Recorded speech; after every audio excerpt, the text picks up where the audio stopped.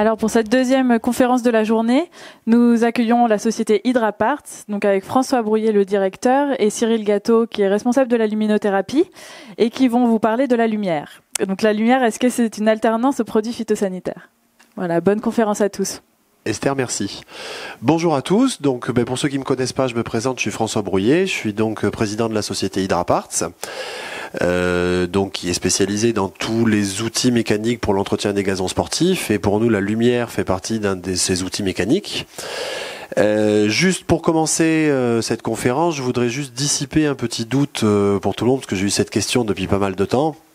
Donc Cyril, qui est à côté de moi, s'occupe de tout ce qui est luminothérapie. On a en fait deux parties en luminothérapie qu'il faut pas confondre. Vous avez ce que vous voyez sur le terrain qui sont les grandes rampes de croissance blanches ou la petite tente de croissance et de réparation cigro grise qui est au milieu, qui sont là en fait de la lumière qui est présente pour faire pousser le gazon. Donc c'est son but principal. Et ce dont on va vous parler aujourd'hui, c'est une nouvelle application en fait de la lumière, c'est-à-dire qu'on utilise une partie du spectre lumineux pour avoir d'autres applications que la croissance, qui sont celles en fait de venir traiter les maladies phytosanitaires. Donc je vais laisser Cyril, qui est chez nous le spécialiste de ces questions, vous présenter toute cette partie-là. Très bien, merci François. Du coup, je vais vous parler de lumière, comme ça a été annoncé. Les rayons ultraviolets, donc c'est de ces rayons qu'on va parler aujourd'hui. Alors, petit retour sur les bancs d'école avec un cours de physique pour commencer. Vous inquiétez pas, il n'y aura pas d'interro à la fin.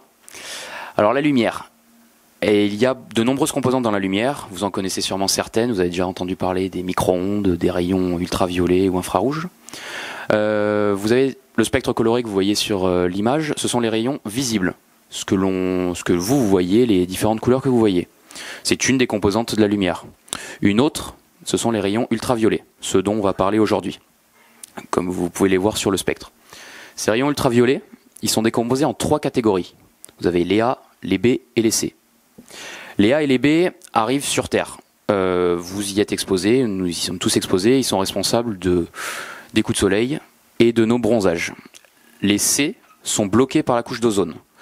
Ils n'arrivent du coup pas sur Terre. Et c'est aux rayons UVC que l'on va s'intéresser aujourd'hui lors de cette conférence. Voilà, vous comprenez bien, le visible c'est ce qui fait la croissance, et là on va parler de l'UV qui est autour. Essayons de les caractériser, ces rayons UVC. Leur principale caractéristique, c'est qu'ils sont très peu pénétrants, mais ont beaucoup d'énergie. Alors on va donner un exemple directement pour que ça soit plus clair. Considérons un organisme, peu importe, et une source de lumière. Si on envoie un rayonnement visible sur cet organisme, ce rayonnement va pouvoir traverser entièrement, traverser entièrement l'organisme. Ce rayonnement visible est assez pénétrant. Maintenant, on va considérer un rayonnement UVC. Comme je vous l'ai dit, il est peu pénétrant, mais a beaucoup d'énergie. Il va donc être plus gros, plus imposant, mais ne va pas traverser entièrement l'organisme, il va être freiné. C'est d'ailleurs pour ça que les rayons UVC n'arrivent pas sur Terre. Ils sont freinés par la couche d'ozone. Voilà, donc ça c'est la principale caractéristique de ces rayons UVC, et c'est de ça que l'on va parler par la suite. Continuons ces caractérisations. On va parler de désinfection de surface. Comme ils sont très peu pénétrants, ils vont pouvoir ne s'attaquer qu'à la surface de ce qu'ils touchent. Alors, voici un brin d'herbe. Si on zoome sur ce brin d'herbe, il a une épaisseur non négligeable. Faisons un zoom, je l'ai représenté avec plusieurs couches. Si on envoie un rayon UVC sur ce brin d'herbe, schématiquement, ce rayon ne va atteindre que la surface. Il va être freiné par l'épaisseur du brin d'herbe. Donc on ne va traiter que la surface de ce que l'on touche. C'est encore une fois la caractéristique de ces rayons UVC qui sont très peu pénétrants. Du coup, on va continuer avec les effets biologiques de ces rayons UVC. Comme vous l'avez vu, ils ne traitent que la surface des brins d'herbe. Parlons maintenant d'un point de vue cellulaire. Vous et moi, on est composé de milliards de cellules. Les brins d'herbe, c'est pareil. C'est ce qu'on appelle des organismes pluricellulaires. Encore une fois, on va s'amuser à envoyer un rayon UVC sur un organisme, ici pluricellulaire. Comme on l'a vu plus tôt, comme le rayon UVC est très peu pénétrant, il ne va pas rentrer dans l'organisme entièrement. Il ne va s'attaquer qu'à la surface de cet organisme. C'est ce qui est schématisé ici. Maintenant, parlons d'organismes plus simples, des organismes unicellulaires. Comme leur nom l'indique, ils ne sont composés que d'une seule cellule, donc ils sont beaucoup plus petits. Là, les rayons UVC vont pouvoir atteindre entièrement l'organisme, vu qu'il n'est composé que d'une seule cellule. Ça simplifie donc la chose, et le rayonnement UVC va donc atteindre entièrement cet organisme unicellulaire. C'est quoi un organisme simple, un organisme unicellulaire? Ce sont des bactéries, des levures, des champignons ou des virus. Vraiment des organismes très simples. Alors pour conclure, si on envoie ce rayonnement sur un organisme, il ne va pouvoir s'attaquer qu'au plus simple. C'est-à-dire que si vous avez une maladie sur un brin d'herbe, la maladie va être affectée, pas le brin d'herbe. La plante ne sera pas endommagée. Le rayonnement UVC ne va la toucher, ne va que l'effleurer. Si là maintenant, je vous envoyais des rayonnements UVC sur vous, j'arriverai à vous brûler la peau, mais uniquement la surface de votre peau. Je le ferai d'ailleurs bien, vous auriez un peu mal quand même, mais ça ne touchera pas en profondeur. Donc c'est exactement la même chose pour les plantes. Hop. Maintenant, comment ça agit? Une fois qu'on a envoyé l'UVC sur une cellule, ce que je vous ai montré, ça ne détruit pas la cellule, ça dénature son ADN. Un brin d'ADN, vous l'avez peut-être vu encore à l'école, retour encore à des cours, c'est un brin à double hélice. Donc si on envoie un UVC sur ce brin d'ADN, on le sépare, on le casse, on le dénature. C'est ce qui est représenté sur l'image de droite. Donc ce brin est complètement dénaturé. Qu'est-ce que ça fait du coup? C'est que la cellule n'est pas détruite, mais son ADN l'est. Alors, la cellule est toujours vivante, toujours là, par contre elle ne va pas pouvoir se reproduire. Du coup, la conclusion est que les UVC vous permettent aux cellules de continuer à vivre, par contre elles les empêchent de se reproduire. Si je veux faire une analogie un peu plus douteuse, c'est comme si je vous mettais un gros coup de pied dans les parties. Ça ne vous tuerait pas. Par contre, pour la reproduction, ça serait déjà peut-être un peu plus gênant. À voir. Mais grosso modo, c'est la même chose. C'est une belle image. C'est une image, voilà. Précisons-le.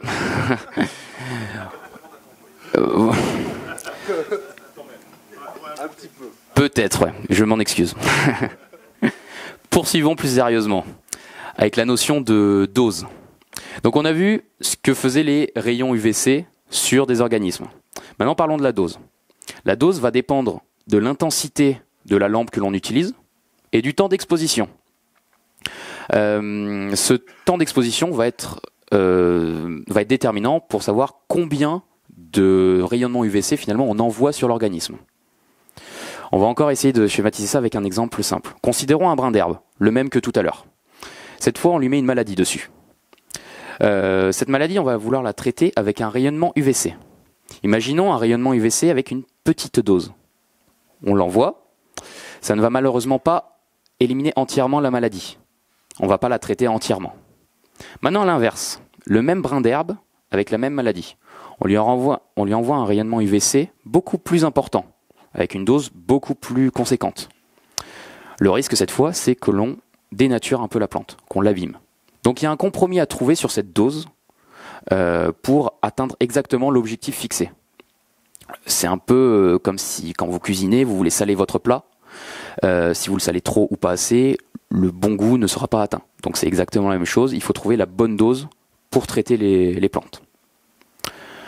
Donc on vient donc de parler des UVC, là vous savez déjà à peu près tout sur eux et comment ils fonctionnent, mais d'un point de vue théorique. Parlons maintenant pratique. Dans les années 1910, les premières recherches sur les UVC ont commencé. Là, les industriels se sont posés des questions et ont essayé de trouver des applications. Par exemple, depuis les années 70, on l'utilise pour rendre l'eau potable. Certaines personnes ont ce genre de système sur la droite de l'écran chez eux pour désinfecter un peu l'eau et la rendre potable. Dans le même cas, vous avez le traitement des piscines. C'est pour assainir l'eau. Poursuivons. En milieu hospitalier, si vous placez des outils chirurgicaux sous des lampes UVC, ça permet une désinfection de surface de ces outils. C'est utilisé de manière actuelle Et pour la petite histoire, en milieu hospitalier, ce que l'on faisait jusqu'il y a environ 20 ans, c'est qu'on plaçait des lampes à UVC sur le plafond pour soi-disant désinfecter l'air de la salle. Le problème, c'est que ça ne désinfectait l'air qu'1 mètre en dessous de la lampe, vu que les rayons UVC sont très peu pénétrants. Donc il y a 20 ans, on a arrêté cette application. Ce que l'on mange est également traité aux rayons UVC. On passe les aliments sous des lampes à UVC et ça permet de les traiter pour augmenter un peu la date de péremption des produits. Je vais vous donner un exemple. Il y a eu une étude qui a été faite justement, on a mis des bacs de poivrons. 2 bacs de poivrons, on les a laissés 18 jours à 13 degrés. Le premier bac, on l'a laissé tel quel. Et c'est celui que vous voyez à gauche, des moisissures sont apparues, donc les poivrons ont commencé à pourrir, ce qui est un peu normal. Le deuxième bac, au début de l'expérience, on l'a traité aux UVC. Ça a permis justement d'empêcher les bactéries qui étaient déjà là, sur le poivron, d'empêcher de se reproduire et de proliférer. Ce qui fait que le nombre de moisissures et de pourritures sur ces poivrons est moindre. Donc c'est une expérience qui a été menée dans le domaine de l'agroalimentaire. La viticulture. Il y a 2 ans, une université allemande s'est lancée sur des études d'UVC toujours dans le domaine de la viticulture. Ils ont conçu une machine, ont fait des études, ont fait des tests et ces tests ont tous été très positifs sur la diminution de maladies qui apparaissaient sur les vignes. Le problème, comme vous le voyez, c'est que cette machine n'est pas évidente à utiliser. Donc des recherches sont encore en cours pour essayer de trouver des solutions plus pratiques sur ces machines pour pouvoir traiter des vignes de manière plus efficace.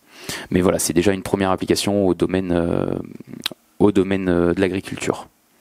Et enfin, horticulture. Ça, c'est une photo qui a été prise dans une grande serre aux Pays-Bas qui produisent énormément de roses. Ils traitent justement leurs roses avec des rayonnements UVC pour diminuer le nombre de maladies sur ces roses et du coup augmenter le rendement. Voilà, donc là je vous ai présenté des applications qui existent de nos jours, qui sont pratiques, qui sont vraiment dans la vie réelle. Par contre, nous, ce qui nous intéresse ici, c'est le gazon. Alors dans le gazon, qu'est-ce qu'on fait actuellement lorsque l'on a une maladie, qu'on a des maladies à traiter? La situation actuelle, vous la connaissez, c'est l'utilisation de produits phytosanitaires. Alors, donc on fait avec les moyens du bord et ces solutions sont assez efficaces pour le moment, sauf qu'elles présentent quelques contraintes d'écologie, de résistance aux maladies, et la législation commence à aller à l'encontre justement de cette utilisation des produits phytosanitaires. Il va donc falloir commencer à trouver une solution alternative pour pouvoir continuer à lutter contre ces maladies du gazon sans ces produits. C'est pour ça que je vous parle d'UVC aujourd'hui. Donc, comme on l'a vu, les UVC nous permettent de lutter contre les maladies dans d'autres domaines et également dans le gazon. Donc je vais commencer à vous parler de premières solutions qui ont été proposées par différents industriels entraînés. Je vous les fais apparaître là sur ces photos. Donc vous avez en fait le rayonnement UVC qui est sous la machine et avec votre tracteur vous tirez votre machine justement sur vos greens, votre terrain gazonné et les rayonnements UVC affectent le gazon et la maladie. Alors ce qui est intéressant, si vous voyez la machine verte et bleue qui est là, c'est une machine en fait qui est utilisée en désinfection de terrain synthétique. Ce qui est également le cas. Donc une application à venir. Je vous remets la formule dont je vous ai parlé tout à l'heure. La dose que l'on donne au gazon. Donc il y a une bonne dose à donner pour traiter les maladies. Cette dose contient le temps d'application. Avec ces solutions entraînées, ce temps d'application est un peu plus compliqué à déterminer et avoir un temps d'application précis va être un peu plus difficile. Parce que effectivement, l'utilisateur de cette machine sur son tracteur aura peut-être plus de mal à gérer ce temps d'application en étant sur son tracteur. Donc c'est un petit point négatif à ces solutions. Une autre solution consiste à avoir une machine à conducteur marchand. Conducteur marchand, vous comprenez tout ce que ça veut dire, et puis vous les voyez de toute façon sur les images. C'est ceci. Donc ça permet déjà de s'affranchir un peu du problème de temps d'application.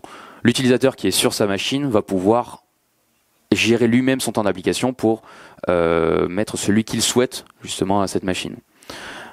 Si je peux me permettre, voilà, parce que sur cette machine, en fait, on a une gestion en fait informatisée. Comme on est sur une machine électrique, on a une vitesse qui est déterminée. Donc, comme on a une vitesse déterminée, à partir de ce moment-là, on a une intensité et une dose complète qui sont totalement contrôlées. Avec le tracteur, à moins d'avoir un régulateur de vitesse qui soit extrêmement précis sur un tracteur, c'est plus compliqué. Ça dépend du tracteur, du coup. Ça va dépendre du tracteur, mais des tracteurs qui sont aussi à disposition de l'utilisateur. Donc. Parce qu'après, la deuxième chose à voir dans le tracteur, c'est que la distance entre le gazon et la lumière va aussi être un facteur d'intensité. Donc il faut aussi bien gérer le relevage de son tracteur pour être vraiment en bonne distance aussi. Il y a plusieurs contraintes. Du coup, le temps d'application, là, est une solution peut-être, enfin un problème un peu moindre. Alors je vais vous montrer rapidement une vidéo de cette machine pour voir comment elle fonctionne, avec notamment un traceur à mousse. Hop. Elle est censée se lancer normalement la vidéo. Allô la régie, on a un problème technique. Bon bah écoutez, on va faire sans la vidéo, je suis désolé. Je vous invite à passer au stand Hydraparts pour la voir, je vous la montrerai. Mais on va faire sans. Bon, en fait, elle est équipée d'un traceur à mousse qui permet également de voir où est-ce qu'on est déjà passé. Bon, tant pis pour elle. Alors, comment est-ce qu'on utilise cette technologie ? Je vous ai dit que les rayons UVC étaient très peu pénétrants. On va donc pouvoir traiter les maladies de surface, mais pas celles du sol. Schématiquement, on va traiter les maladies foliaires, mais pas racinaires. Les rayons UVC ne passeront pas à travers le sol. C'est comme si je vous les envoie à vous, comme je vous l'ai dit tout à l'heure, ils ne rentreront pas à travers votre peau. Ça a l'avantage de ne pas endommager la microbiologie du sol, qui est quand même assez importante pour le développement et la croissance du gazon. Donc on ne traite que les maladies foliaires. Je vous ai aussi dit que les rayons UVC ne tuaient pas les cellules, mais les empêchaient de se reproduire. Ça veut donc dire que ce traitement est à utiliser en préventif et non en curatif. Une fois que le green ou le terrain de foot ou de rugby est entièrement infesté d'une maladie, il est trop tard pour utiliser cette technologie afin de la traiter. La maladie est déjà répandue. Tout ce qu'on va faire en utilisant l'UVC, c'est de l'empêcher de se répandre encore plus. Mais elle sera toujours là, présente sur le terrain. Donc voilà, c'est les deux points principaux de cette technologie UVC, c'est qu'ils traitent les maladies de surface et qu'ils sont à utiliser en préventif. Alors essayons d'aller plus loin maintenant. On parle de préventif, il va donc falloir anticiper la maladie. Pour anticiper la maladie, un système agronomique a été développé en fait pour pouvoir prévoir ces maladies. Comment ça fonctionne ? On se base déjà sur les données du terrain. L'humidité, la température, la conductivité, la lumière. Il y a des petits capteurs qui sont présents dans le stade pour vraiment mesurer en temps réel quelles sont les conditions du stade. On se base également sur les prévisions météorologiques. On peut faire la même chose sur les golfs, hein, qu'on soit bien d'accord. Abus de langage, merci François. Prévisions météorologiques qui donnent également des données prédictives sur les conditions actuelles du golf ou du stade. Une fois qu'on a ces données et que l'on connaît les conditions d'apparition de maladies, on peut se baser par exemple sur des abacs. On sait que telle ou telle maladie va apparaître dans certaines conditions particulières. Une fois qu'on a toutes ces données, on va pouvoir du coup prévoir quand est-ce qu'une maladie est susceptible d'apparaître. Alors là, dit comme ça paraît simple. Derrière le système dont je vous parle, il y a tout un modèle calculatoire pour déterminer précisément des probabilités d'apparition de maladies. C'est un modèle qu'on appelle du coup modèle prédictif d'apparition de maladies et qui donne ce résultat suivant à l'opérateur, à savoir aujourd'hui, je connais mes conditions météorologiques, je connais les conditions de mon terrain, je sais ce qu'il s'y passe. Je vais donc réussir à prédire que le pythium ou le dollar spot, par exemple, a plus ou moins de chances d'apparaître. C'est une probabilité, ce n'est pas quelque chose de sûr et certain. Du coup, en se basant sur ça, plus en se basant sur le ressenti que l'utilisateur a de son terrain, à savoir, il voit son terrain, il le connaît, il voit s'il y a des départs ou une apparition de maladie. En utilisant tout ça, on va pouvoir savoir à l'avance quelle maladie apparaît, quand, et du coup utiliser la technologie UVC pour traiter cette maladie et l'empêcher de grandir. Donc s'il y a une toute petite tache sur le terrain, qu'on la voit ou qu'on le sait qu'elle va apparaître, on traite et ça empêche la maladie de proliférer. Je vous donne quelques exemples de maladies contre lesquelles on lutte. Vous, à mon avis, vous les connaissez toutes, vous les avez déjà vues. C'est une liste qui est non exhaustive. Ça veut dire que ces maladies ont déjà été testées avec l'UVC et on sait que ça marche. Il y en a sûrement d'autres, mais pour le moment, on n'est pas encore sûr. Donc, les recherches continuent. Voilà, donc voici la petite liste. Dressons maintenant les avantages de la technologie UVC. Il n'y a tout d'abord pas de délai de rentrée. Si vous utilisez des produits phytosanitaires, vous ne pouvez pas utiliser votre terrain pendant une certaine durée. Là, lorsque vous passez l'UVC sur votre terrain, vous jouez immédiatement après. Il y a des contraintes ensuite de respect de la santé et de l'environnement. Donc ce sont des facteurs que l'on a peut-être moins avec les produits phytosanitaires. Avec l'UVC, ce n'est absolument pas le cas. C'est une solution naturelle. Ça reste que de la lumière. Et enfin, à moyen terme, cela va devenir économique. Parce qu'il y a un investissement à faire sur la technologie UVC au départ. Une fois qu'on a cette technologie, on la passe autant de fois que l'on veut et il n'y a pas à renouveler des produits tous les ans. Alors là, je vois déjà venir vos questions. Est-ce qu'on peut arrêter complètement le phyto ? Alors l'objectif est visiblement de tendre vers le zéro phyto. C'est un des objectifs annoncés. Cependant, dans l'immédiat, ça ne va pas être entièrement possible. On va pouvoir réduire fortement le nombre de produits phytosanitaires, mais ne pas s'en affranchir complètement. Donc c'est une évolution, on trouve des solutions technologiques innovantes pour réduire ces produits phytosanitaires, mais pour le moment on ne doit pas complètement les arrêter non plus. On ne peut pas faire ça du jour au lendemain. Alors je vous donne quelques exemples de clubs golf qui ont déjà adopté cette technologie. Ça a commencé avec un golf aux Pays-Bas.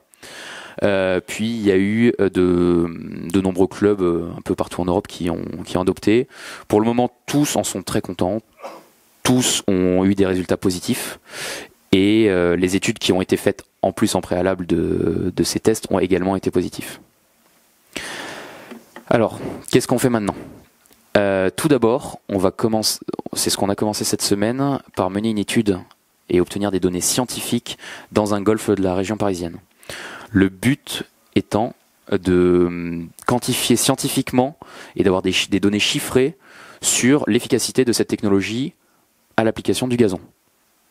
Donc cette étude est en train d'être menée, elle va durer 6 mois et on verra les résultats par la suite pour avoir vraiment des données chiffrées. Parce que pour le moment, on n'a que des ressentis de personnes, d'utilisateurs qui en sont contents, mais il est important d'avoir des données chiffrées et scientifiques. Alors, si je peux compléter, plus que des ressentis, en fait, le premier réel test qui a été fait en grandeur nature, c'était donc au San Bernabéu de Real Madrid. Il y a eu une période de 8 semaines, en fait, où la machine a été appliquée en application régulière tous les 3 jours, sans passage de traitement chimique, et lui, il a à peu près toujours du rhizoctonia qui apparaît en plein été, puisque le stade, pour ceux qui le connaissent, est 20 mètres en dessous de la surface du sol, totalement fermé, et il y fait pousser du régras qu'il arrose énormément, puisqu'il fait 40 degrés en été au Real Madrid. Donc on a la cocotte minute parfaite, et pendant 8 semaines en fait où il a traité à l'UVC, il n'a eu aucune apparition de maladie qui s'est déclarée. Mais donc on n'est que sur de l'empirique pour l'instant, c'est pour ça qu'on veut passer de l'empirique au scientifique. Bah écoute, tu viens de conclure presque. Hein. Du coup voilà, donc c'est l'étude qu'on est en train de mener, les résultats sortiront prochainement et donc on aura des vraies données. Voilà, donc pour conclure finalement cette présentation, je dirais que vraiment utiliser cette technologie présuppose d'adapter la méthode de travail à du préventif et à non du curatif. Donc on est vraiment dans l'anticipation de la maladie et ça va être le facteur clé pour essayer de réduire à l'avenir les produits phytosanitaires et voir peut-être un jour s'en affranchir. Donc voilà, là, la présentation est finie. Il y a encore quelques minutes si vous avez des questions. On est là pour y répondre. Voilà, c'est le moment. Je vous remercie. Oui, bonjour. Il y a le micro en fait. Merci. Pour le traitement des maladies que vous connaissez, c'est des intensités différentes pour chaque maladie que la machine a intégrées ou c'est la même chose pour toutes les maladies ? Non, en fait, l'intensité va pas dépendre des maladies, elle va plutôt dépendre du support en fait sur lequel on se trouve. Si on est sur un support green, par exemple, qui est beaucoup plus dense, il va falloir plus d'intensité pour que la lumière puisse atteindre en fait l'intégralité de la feuille et qu'on aille tuer ça, qu'on aille tuer en fait toutes les spores qui sont sur la présence de la feuille parce qu'on a moins de pénétration facile. Après, sur un terrain de sport, on a une feuille qui est beaucoup plus exposée, donc on aura une intensité qui va être un peu plus faible. Mais c'est pas la maladie qui gère ça. Et du coup, la machine où il y a des programmes établis pour Exactement. traiter du green ou Exactement. autre chose. La machine en fait a 5 programmes sur lesquels en fait on gère la distance par rapport au sol et la vitesse. Une idée du temps de traitement pour un hectare? Qui durée. parle? Vas-y. Pour traiter un hectare, il faut à peu près combien de temps? On va être à peu près comme un passage de Procore ou d'Aircore, on est sur à peu près les mêmes vitesses, donc on est sur du 4 heures à l'hectare, 4 heures et demie à peu près.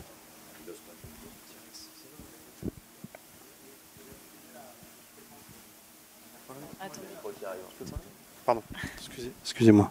Est-ce que vous avez su estimer à peu près la fréquence moyenne, malgré tout? Par rapport aux maladies, c'est quoi? C'est 2 fois, 3 fois par semaine, 4 fois? En fait, tout l'intérêt est là. Tout l'intérêt réside là et tout l'intérêt est dans la technologie. Ça me permet de faire un petit complément en fait sur ce qu'il y a là. Donc, comme vous l'avez vu, cette machine a été développée par la société SGL, donc qui développe aussi les rampes de luminothérapie. Il faut savoir qu'en fait, dans la luminothérapie de croissance, les rampes ne sont qu'un outil. Le plus intéressant, en fait, c'est tout le système de monitoring, de calcul qui sont derrière. Et c'est là où on rentre dans une gestion qui est très intéressante, c'est qu'on optimise. Au lieu de se dire on va passer tous les 2 jours, tous les 3 jours, on ne passe vraiment que quand il y a un risque, puisqu'on est capable de réellement prédire le risque. Et c'est toute l'expérience en fait dans ce monitoring-là, dans la mesure, dans la compilation des données, qui permet de, je trouve, donner toute sa force à cette nouvelle méthode. C'est que vraiment, on va taper qu'au moment où on en a besoin. Et pas de se dire, ben là, on est en plein été, j'y vais tous les 3 jours parce qu'on a dit qu'on allait tous les 3 jours. La main-d'œuvre coûte cher, l'électricité coûte cher, le temps est une ressource limitée pour tout le monde, donc plus on peut l'optimiser et mieux c'est. C'est un système sur batterie au départ ou c'est le tracteur qui donne l'énergie? Non, la machine est sur batterie électrique. D'accord. Et parlons coût à peu près. Qu'est-ce que Alors là, coût de machine, location, achat? Alors on est sur des machines qui, à mon avis, vont être en achat. Alors achat ou financement, hein, c'est à peu près pareil. Mais pour moi, il paraît impensable en fait de faire de la prestation avec cette machine-là. Pourquoi? Parce que le moment où la maladie apparaît, c'est partout. Donc si vous avez une machine en location pour 5 clients, les 5 clients la veulent le même jour. Donc fatalement, ça va pas marcher. Et en termes de coût, on est sur une machine qui vaut 35 000 euros. Voilà, qui peut bien entendu être financée sur 60 mois sans problème.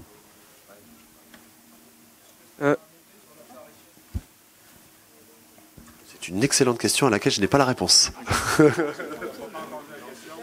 La question était est-ce que ça a une influence sur l'apparition du trèfle? Je vous avoue que c'est quelque chose qu'on n'a pas étudié. En revanche, ce qui va être étudié aussi dans l'étude qu'on fait, c'est